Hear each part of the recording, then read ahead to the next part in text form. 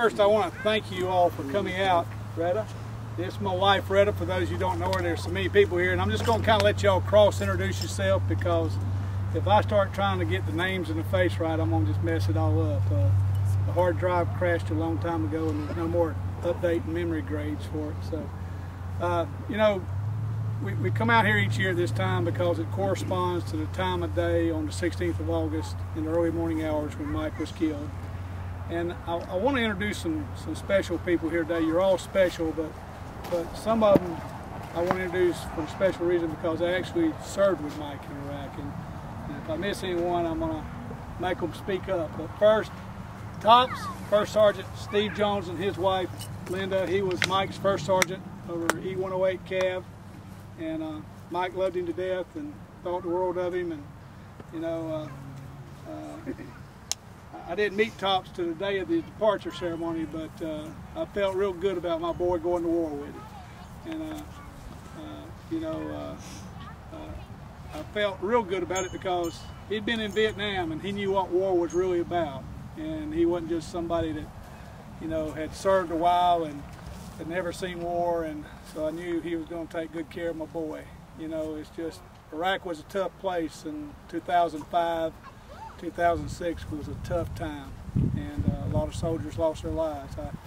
I told someone the other day, I've been given the opportunity to serve on a policy advisory board to help surviving families stay connected to the Army family units. It's under the direct command of General George Casey, the Army Chief of Staff, who both formed it and picked us and those of us serving as surviving family members. And as I told someone the other day, I was the senior person there in terms of when my loved one died. My son died before any of the other, they're all spouses, their husbands died. And it made me think that Mike was the 1,856th soldier to die in the Iraq campaign.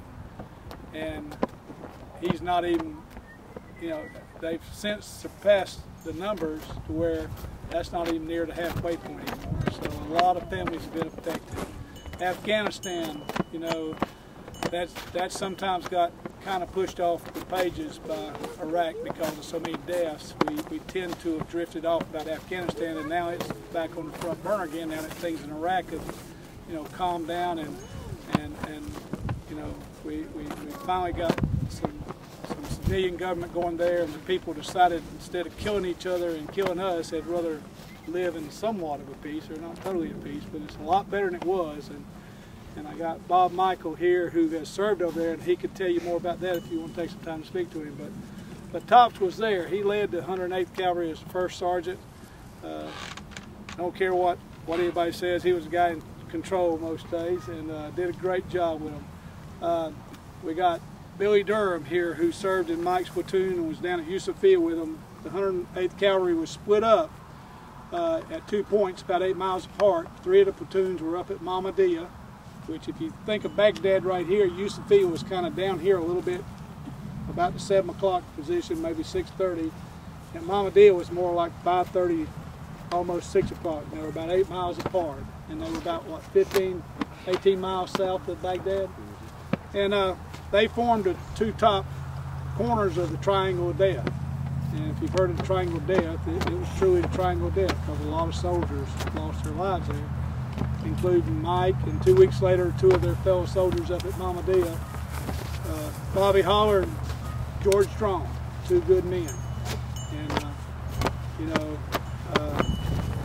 the 108th Cavalry took a lot of wounded. We got Brian Hall here.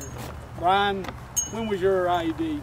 September 13th. September 13th. You were a month after Mike and 2 weeks after Bobby and George. And, you know, Brian took a serious injury, and he's still fighting the residuals of that. It's really, you know, IEDs leave terrible injuries, and we have others. We had Bobby Mays and Elijah Carroll. We got Sean Long, who was with Sean that night. I can't think of his name. Took shrapnel to the eye and kind of Mincy. And you know, some of the names escaped me because when that was going on, I was still kind of absorbed with Mike's death. But you know, we got Billy Durham, as I said. Let's see, is any of the other guys here? Am I missing anybody? You know, in a few minutes, I want y'all to kind of introduce yourself. Or if you want to, I'll let you go around and call your names out. I don't want to make y'all feel uncomfortable, but you know, I've got, you know, my family here. I've got my sister Carol and her husband Pat, and my nephew Christopher, who was about 6 months older than Mike, his sister's boy, and his future wife. When this coming summer, next summer, May. Okay, they're getting married, and so you know, some of our other family couldn't be here, and you know, we've lost some of them. Lost my mother in May, but you know, this group kind of comes and goes. Just about. Oh, let me introduce somebody else. Don't even forget. A lot of the guys that are usually here can't be here because they're deployed. And last year when we were here, we talked about that. And two of Mike's friends from Loganville here that he joined the Guard with, they're in Afghanistan. Alden Williams called me today, and for the second time I missed his call. I don't know how that keeps happening, but he may call back any minute now, so if you hear the phone go off and I whip it out, that's why. Chuck Crowder, he's in Afghanistan, and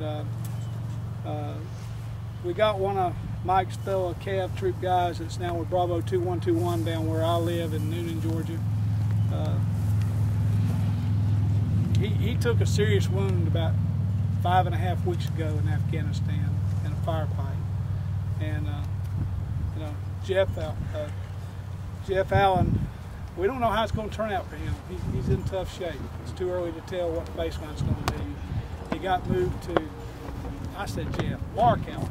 Sorry. Why didn't y'all correct me? This was a test, Tops. This was a test. I've always learned that you don't interrupt the instructor by correcting him. Get him on the side later and tell him. Okay. Well, everybody goes off shaking their head. Mark Allen, I'm sorry. I was thinking of Jeff Patterson, who was hurt with Mike that night. But Mark has got a long road ahead of him, and I hope y'all remember Mark and his wife Shannon. They've got a 1-year-old baby. Mark's got a 12-year-old son, Cody. And you know, they got a long road ahead of them. They're down at Tampa Poly Trauma Care Center, and they just got there Friday, and it's going to be a while before they assess him and get some kind of baseline on him. So, you know, we hope he's going to come out of this in pretty good shape, but it's just too early to tell. Brain injuries are awfully difficult to treat and give much of a prognosis early on. So y'all remember him. And here recently we had a fundraiser for Mark up in Fayetteville, Georgia, and David Brooksma and his wife and mother are over here, and kids. You know, David works for Chick-fil-A, and he's a strong supporter of our military, as is Chick-fil-A, and they've helped us a lot with the Mike Stokely Foundation. And we were first going to try to do something. I told him about trying to help Brian Hall here. Brian wanted to get a service dog, and so he started setting up with a couple of his operators to do a fundraiser to help Brian. Believe it or not, everybody here pretty familiar with Chick-fil-A's operation, pretty much. Well, Troy Cathy a couple years ago decided he wanted a place that sold hot dogs and pizza, and he's got a real good place called Upscale Pizza in Fayetteville. And if you eat their chili dog, you won't have to drive to Atlanta no more to find a varsity, and it doesn't give you near as much as this. So the Upscale with Tim Bannister, who's former Army, has been wanting to do something, and Doug Mickey over at Chick-fil-A Wharf House, just right through the way there on Highway 85, they did a nice fundraiser, and with their help, we raised about $3,200 that we got out of that. We're still getting some money in. I got a check today, David, from somebody in Marietta that obviously saw it on the news gas that night. They sent it to, they didn't have my whole street address, but the nice thing about living in Sharpsburg, Georgia, the post office is on the Mike Stokely Memorial Highway, and they know where we live, and so it gets to us anyway. So that's good to live in a small community. But you know, the crowd comes and goes, but there's always a crowd, and a lot of you didn't know Mike Stokely. A lot of you didn't know Mike Stokely. You know, I see Justin back there. Justin, is your mom here this year? Oh, there you are. Missed you. Sorry, you blended in. Justin and his mom come every year, and you live in Loganville. And Justin, where are you living now? Because you were buying a house, huh? Conyers. Justin and Mike roomed together, and in Justin's grandparents' farmhouse. And how many dogs y'all have? I still got one of them. You want it back? I got to go home tonight. These flags out there had those sleeves on them, and I had some of them leaning up against the porch where I could load some of them up for some things I'm doing. And that crazy dog of Mike's, Pepper, we call her methamphetamine dog, she has chewed up the bagging, and so I got to redo them before I get in trouble with someone that loaned me flags. But Justin and Mike roomed together for about a year and a half, and were great friends in high school, played soccer together.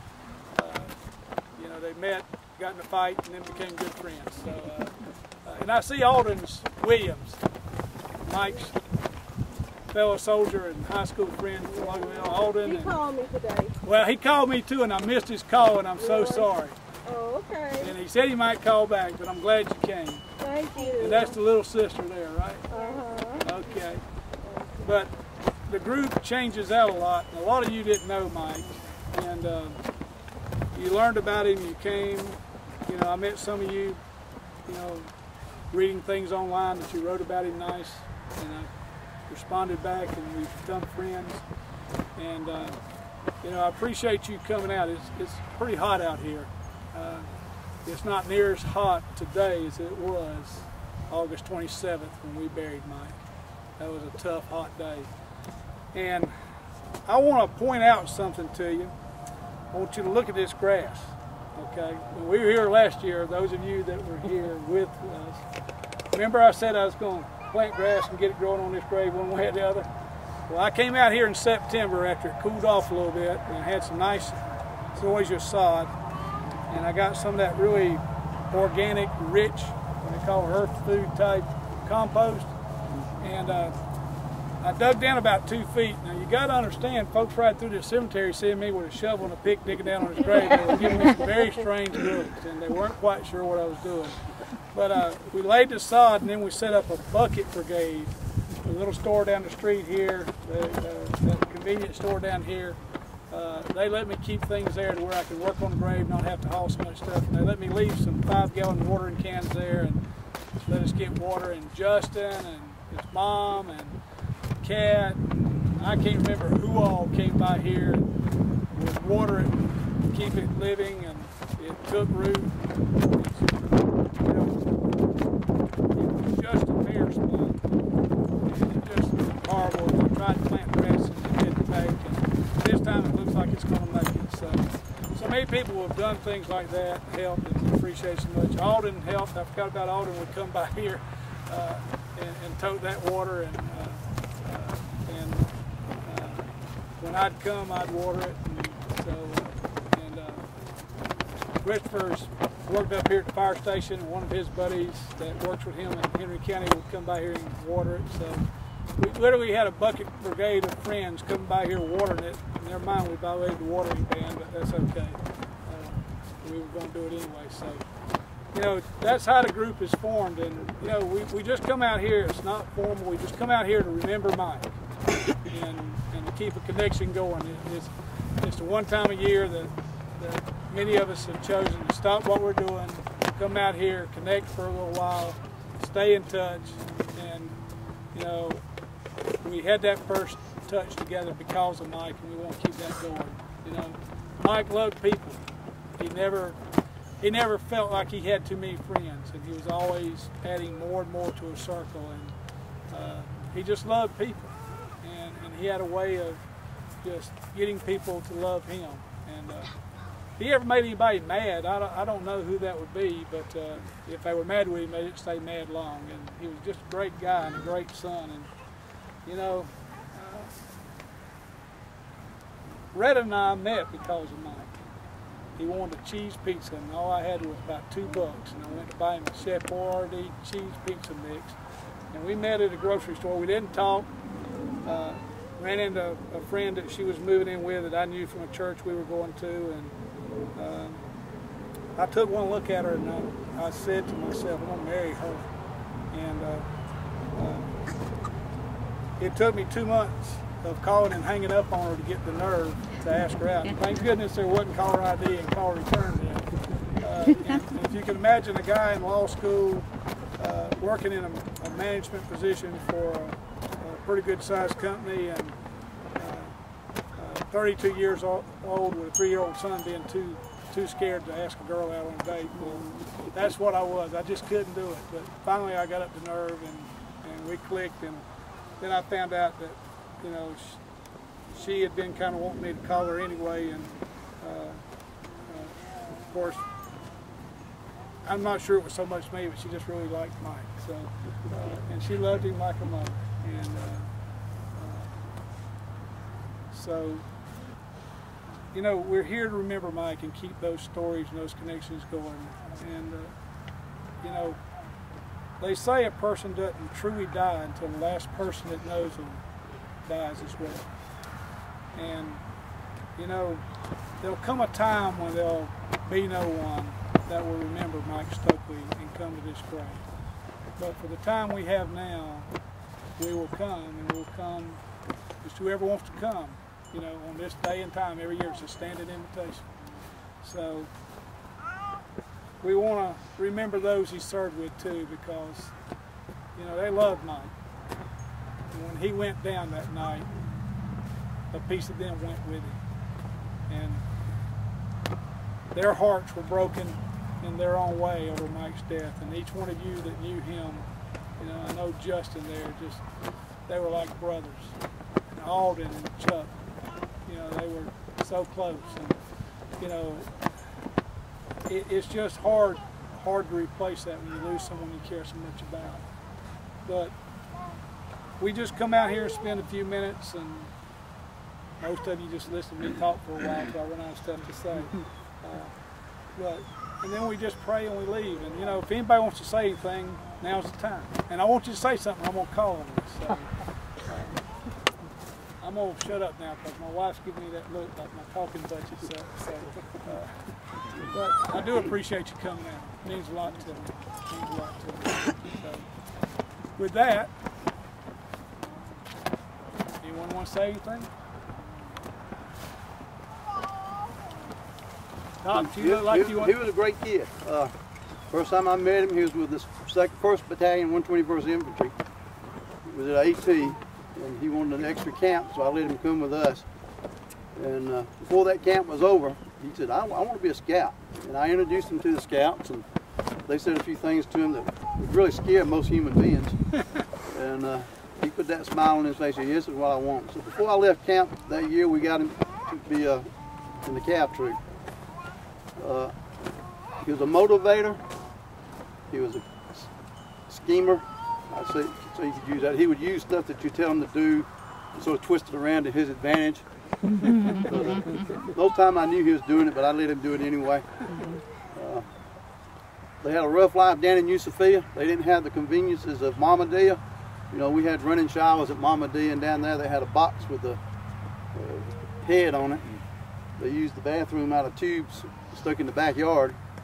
But he was always pleasant. He was always smiling. You'd come in, he'd been up for 36 hours, and they always smile. He'd always smiling that smile, and always up to something. I went into their quarters one day. I was down there visiting, and they all had me in the middle, and we was all talking. They turned the lights out. You never want to be in a room with 30 soldiers with the lights out. Run. So when I visited then, I just stayed close to the door. Because a great soldier. You could depend on him. Like there's a motivator. He loved kids down there. And I miss him. He was like a son to me, even though he belonged to Robert. A few years he was with us in the cav. you know. That's it. I'm good. He belonged to all of us, Tops. Yeah. He belonged to all of us. Well, we didn't get to know Mike, but we did get to for you. So,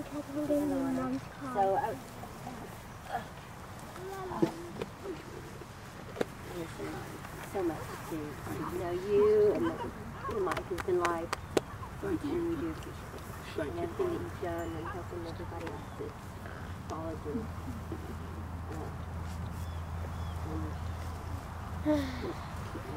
Path that you had to follow, so thank you. We don't get to choose our circumstances like this, but we get to choose what we're going to do with it. And I won't lie, it's hurt our family bad. It's hard to get up and go some days. You know, I think for me, I just have this feeling about it. I'm not going to let the people who killed my son have the pleasure of taking my life with him. Because that's what they wanted, was to take his family away and leave them living shells of people. And I'm just determined. It ain't pretty sometimes. I'm just determined. I'm going to try to live life. And we're struggling as a family some days with his death. We'll always struggle with it. I told someone yesterday in a meeting, I said, I'll die with a broken heart.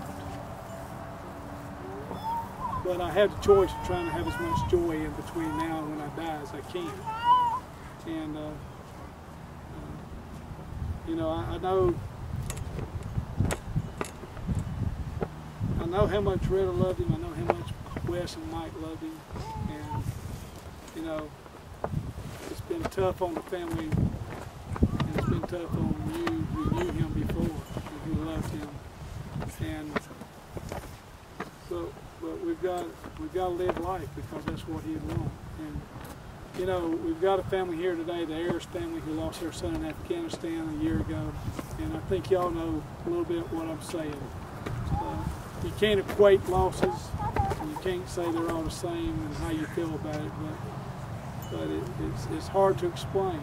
It's hard to explain losing a child, losing a sibling, and losing a husband or wife, you know. But when I get to a point where I just feel like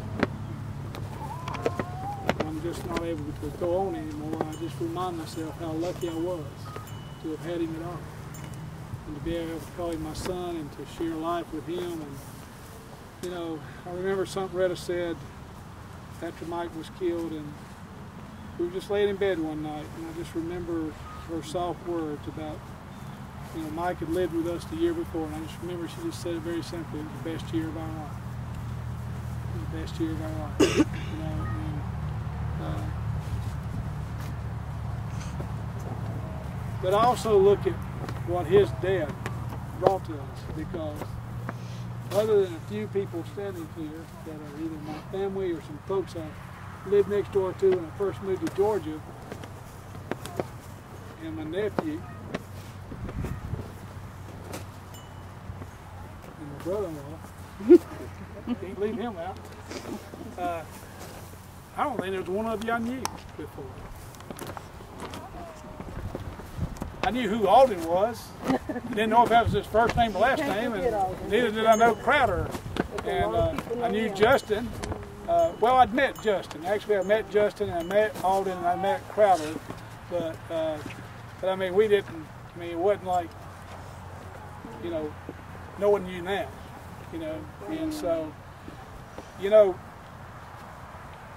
one of the Bible verses I've really leaned on is Romans 8:28. From all things, God can work good. And, you know, I've seen a lot of good. Mike's death has been worked by God. You know, wished it hadn't happened. Don't take this personal, but those of you I didn't know before, I wished I didn't know you. But I didn't have a choice what happened that night. I just have a choice about how I'm going to handle it. And I have the privilege of the blessings that came from it. And I consider you all becoming our friends and part of our family with Mike great blessings that God has brought our way. And my only regret is I didn't know you before that and share life with you and him. So, anyone else? Billy? You know, I haven't seen a lot of the people that are here before. I told this the first year. There was a picture of Mike that was up on the chow hall in Mama Dia, and it was our battalion chow hall. Hoorah! But the picture is of Mike, and he's looking back over his shoulder. And you know, after Mike died, we all had to go and have our pictures made with a flag in the background. I guess just in case something happened to us, there'd be a nice picture they could put up on the wall. But we didn't have one like that of Mike. And every time I saw that picture, I just couldn't help but bust out laughing because the picture was cropped. Mike was mooning Sergeant Autry, and he was looking over his shoulder whenever he was doing it. And you know, anybody that just came by the picture, oh, that's Mike. No, you weren't there. You didn't see what was going on at the time. It was just, it was really funny. And I think another really funny moment about Mike. Our platoon sergeant was a different breed, and he wasn't the most enjoyable person to be around all the time. Good guy, but just kind of hard to get along with. So one day we're loading up his stuff in the Humvee as he requested that we do, and there's like 3 cartons of cigarettes back there. Mike opens up the hood, the back hatch on the Humvee, and he stands there.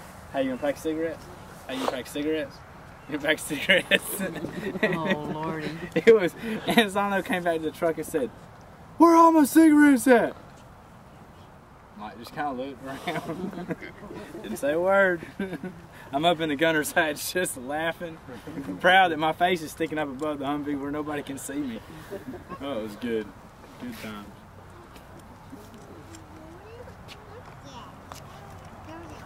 Anyone else? I remember when Mike and Alton would come to the house, not to see us, but my daughters. Yeah, they were always upbeat, always positive, and full of life. And that's what I took away from meeting them, was their positive and love of life. It was great to know.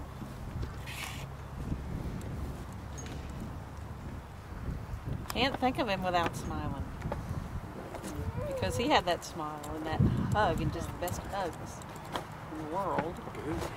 And as much as you miss him and grieve him, I mean, like, you gotta smile.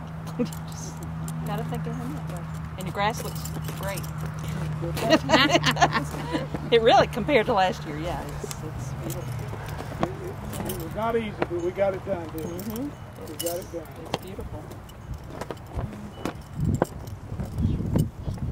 Who else? Well, I don't want to stand here and talk because I will. I forgot what his problem was. His heart on his sleeve. You know, that blonde-headed female sergeant. That was just Yeah. Hey, I need. Yeah, I know. I was trying to figure it out.